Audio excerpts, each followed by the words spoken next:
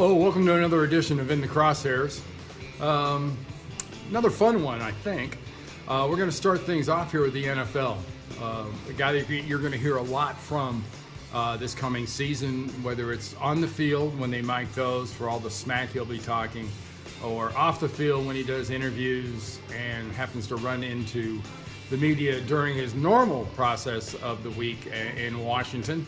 And also doing a weekly spot for one of the networks. Josh Norman, formerly of the Panthers, now of the Washington Redskins, is going to be basically unchained. You're going to get him live and unfiltered.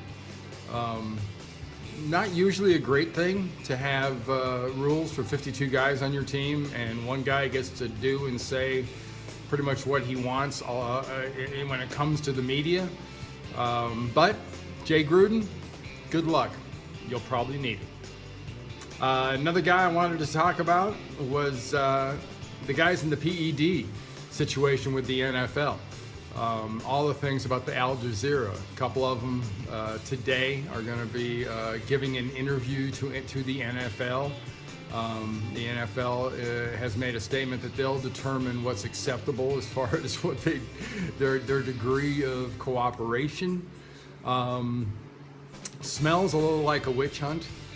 The only guy in the whole Al Jazeera situation that's been cleared is Peyton Manning, and he's not even playing.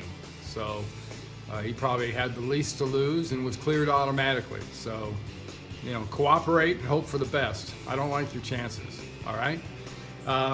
Tim Tebow, former NFL, formerly arguably one of the great college football players of all time. And it's not an insult to say that. Being a great college football player is a wonderful accomplishment.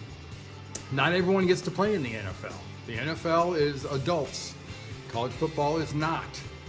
And Tim Tebow had a great amount of success at Florida, winning a Heisman Trophy, winning a couple of national championships. Never has made it in the NFL, and now supposedly 20 Major League Baseball teams will come to his showcase, his tryout next week. Good luck, Tim. Again, you'll probably need it, but hey, no skin off my nose. A lot of people don't like the guy because he was very outspoken about his religious beliefs, and they sort of reveled in his lack of success in the NFL. He could probably care less, and the term that fits this all best is haters gonna hate. And right now, they'll be hating, and a lot, especially once the tryout starts. How about a little something about college football? My least favorite subject this time of the year, and I don't mean by a little, I mean by a lot, is coaches on the hot seat. And as the season goes on, it'll become pretty evident who may have a problem keeping their job. We never think about this, and we should. And I always remind people about this, whether it's the NFL, college football, whatever. It's not about the millionaire coach's job. It's not about the millionaire coach's, even his wife or his family. There are literally in every program, especially a college program, hundreds of people affected by this. And they're affected by their guy showing up on a list in the middle of August, because that affects their sort of stability. And it's something these coaches have to address.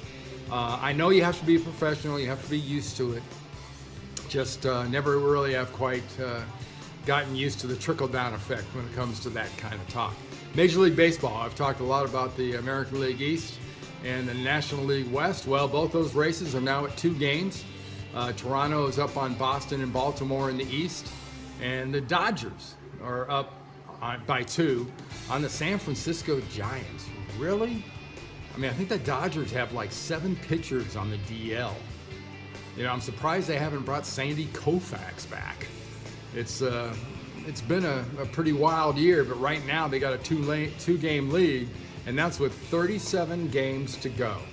And if you're keeping track like I am, the Braves are at 46, by the way, in their epic quest to crack 50 sometime in the next 37 to 38 games.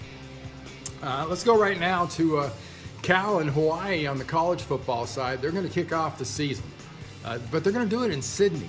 It just seems weird. I know it's happened before. But this just seems to be just a little strange. And you just wait another year or so, we're going to have preseason games in China. And maybe a year or so after that, we're going to have regular season games in China and preseason games again in Japan. The NFL wants to press the global issue. And hopefully for everyone's sake, they do that in the safest manner possible. That'll about do it right now. I don't want to go any further. I've been on here long enough. Just remember something very important, and I say it not often enough. Be better, all of you. Freddie Solomon lived by this. One of the best people I've ever known. Be better. Thanks.